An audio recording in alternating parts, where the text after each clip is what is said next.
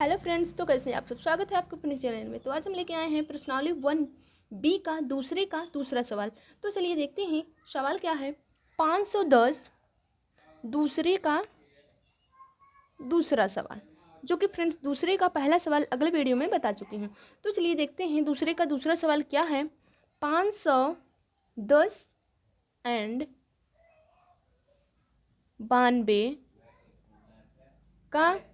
92 का HCF and LCM निकालना है और उसके उत्तर की भी जांच करना है। तो चलिए देखते हैं बिना टाइम वेस्ट करते हुए कैसे हल होता है। तो चलिए देखते हैं इसमें कि 510 के अभाज्य गुणनखंड बराबर कितना होगा। तो सबसे पहले तो हम इसका कर लेंगे अभाज्य गुणनखंड।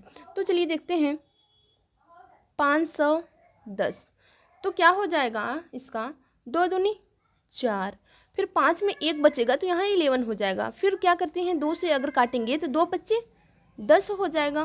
फिर कितना बचा 10 11 था तो यहाँ 1 बचा, फिर 10 हो गया, फिर 2 बच्चे 10 हो गया। अब यहाँ जब विषम संख्या आ जाती हैं तो ये तो 2 से कटेगा नहीं, तो हम देखेंगे कोई विषम संख्या से ही ये कटेगा। तो चलिए देखते हैं, अगर 3 से देख लेते हैं तो 3 8 24 हो गया। फिर उसके बाद 25 में 1 बचेगा तो यहाँ 15 हो जाएगा, फिर 3 25 15 हो गया। अब यहाँ 85 आ गया। अब 85 कितने से काटेंगे हम, तो चलिए 5 से देखते हैं। 5 से अगर कट जाए तो ठीक है। तो चलिए देखते हैं, 5 एक कम 5 हो गया, 8 में 3 बचेगा तो यहाँ 35 हो जाएगा, तो 5 सत्ते 35 हो गया। फिर क्या करते हैं, यहाँ 70 तो अब किसी से कटेगा नहीं, तो 17 एक कम 17 कर देते हैं। तो अब हम यहाँ लिख सकते हैं 510 की अभाज्य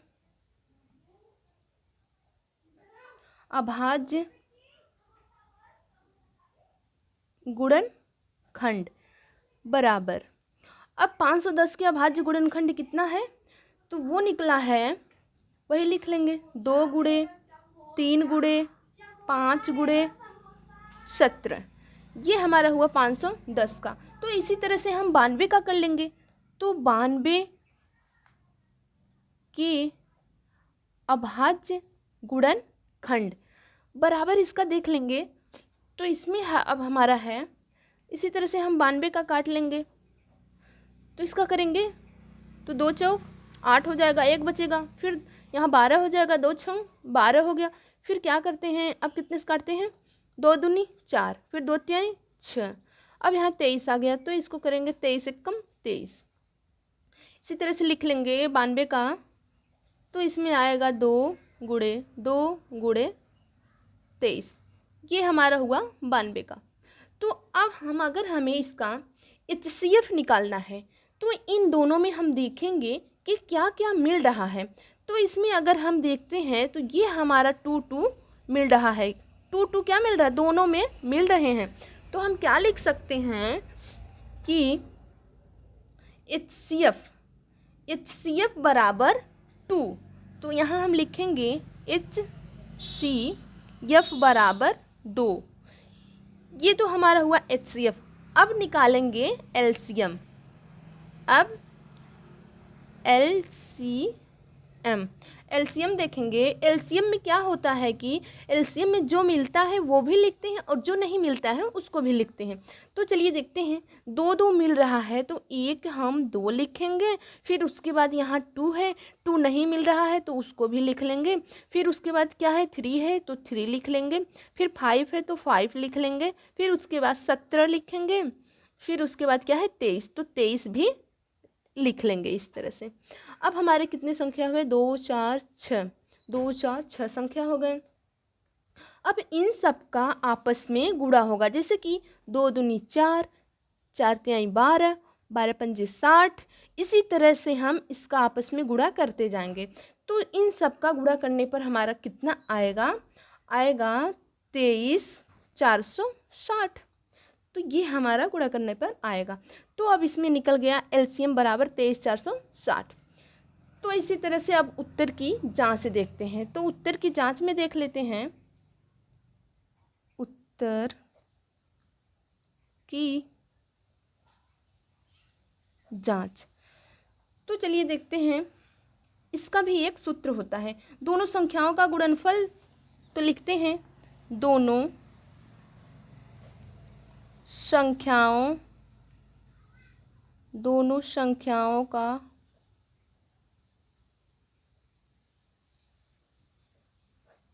गुणनफल, दोनों संख्याओं का गुणनफल। फिर उसके बाद क्या लिखते हैं, बराबर HCF इंटू LCM। यही इसका सूत्र होता है। अब इसी सूत्र पर हम रखेंगे। तो दोनों संख्याओं का गुणनफल क्या है, तो अगर हम लिखेंगे 510 गुणे 92, तो इन दोनों का आपस में गुणा होगा। तो लिखेंगे, अगला है HCF इंटू LCM। तो लिख सकते हैं हमारा HCF कितना आया है, HCF आया है हमारा 2, तो हम लिखेंगे 2 फिर इंटू। अब LCM कितना आया है, LCM आया है 23460, तो वही लिख लेंगे। अब इसका भी अब आपस में फिर गुणा करेंगे। गुणा करने पर आएगा 46920 इक्वल टू। अब इसका भी अगर हम गुणा करेंगे तो यही चीज़ इसमें भी आएगा। तो लिखेंगे 46920। तो अब हम इसको लिख सकते हैं बायां पक्ष बराबर दायां पक्ष, बायां पक्ष बराबर दायां पक्ष। तो अब इसी तरह से चलते हैं, अगला क्वेश्चन देखते हैं। दूसरे का तीसरा इसमें है कि 336 और 54 का HCF एंड LCM निकालिए और उसके उत्तर की भी जांच कीजिए। तो चलिए देखते हैं क्या दिया है। इसमें दिया है कि 336 और कितना 54, 336 और 54। तो सबसे पहले हम निकालेंगे कि 336 के अभाज्य गुणनखंड। तो यहाँ लिखेंगे 336 के अभाज्य गुणनखंड। तो अब हम जब इसका निकालेंगे तो इसका आएगा हमारा 2 गुणे 2 गुणे 2 गुणे 2 गुणे 3 गुणे 7। ये हमारा किसका निकला, 336 के कितने अंक हुए, 2 4 6 अंक हो गए। तो इसी तरह से अब हम 54 के भी देख लेते हैं। 54 के अभाज्य गुणनखंड बराबर इसका भी देख लेते हैं। तो 54 का अब हमारा आएगा 2 गुणे 3 गुणे 3 गुणे 3, इसमें 4 अंक। तो अब हम जब इसका HCF निकालेंगे तो HCF में देखेंगे इन दोनों में जो मिल रहा है वही ना हमारा HCF होगा। तो ये तो 2 2 एक मिल रहा है और इसमें क्या मिल रहे हैं हमारे, और ये 3 3 मिल रहा है, और तो कोई मिल नहीं रहा है। 2 नहीं मिलेगा, 2 नहीं 2 नहीं, फिर 7 नहीं 3 नहीं कुछ नहीं, केवल क्या मिल रहा है 2 और 3। तो अब हम लिख सकते हैं HCF बराबर 2 गुणे 3, मतलब कि 2 3 6। HCF बराबर 6 हमारा निकल गया। तो अब हम देखते हैं अब हमारा LCM। तो LCM बराबर अगर हम देखेंगे कि इसमें इन दोनों में जो मिल रहा है उसको भी लिखेंगे, बाकी जो नहीं मिल रहा है उसको भी लिखेंगे। तो ये तो एक 2 हो गया हमारा, और बाकी के 2, फिर उसके बाद 2, फिर उसके बाद 2, फिर 3, फिर 3 सॉरी, फिर उसके बाद 3, फिर 7। तो कितने अंक हुए, 2 4 6 8, 2 4 6 8 अंक हो गए। तो अब इन सब का आपस में गुणा होगा। गुणा कैसे करते हैं, 2 दूनी 4, 4 दूनी 8, 8 दूनी 16। इसी तरह से आपस में करते चले जाएंगे। लास्ट तक जब करेंगे तो इसका आएगा 30 24। तो अब हम लिख सकते हैं, आया है हमारा LCM 30 24। तो अब उत्तर की जांच करते हैं। उत्तर की जांच देख लेते हैं इसके। तो इसमें सूत्र क्या होता है, सूत्र होता है दोनों संख्याओं का गुणनफल। तो लिखते हैं दोनों संख्याओं का गुणनफल, दोनों संख्याओं का गुणनफल equal to HCF into LCM। अब इसी पर मान रख देंगे। तो जब मान रखेंगे तो हमारा आ जाएगा 336 गुणे 54, दोनों संख्याओं का गुणनफल हो गया। फिर उसके बाद HCF हमारा निकला है 6, फिर उसके बाद LCM हमारा निकला है 30 24। अब जब इन दोनों का गुणा कर देंगे तो आ जाएगा हमारा 18144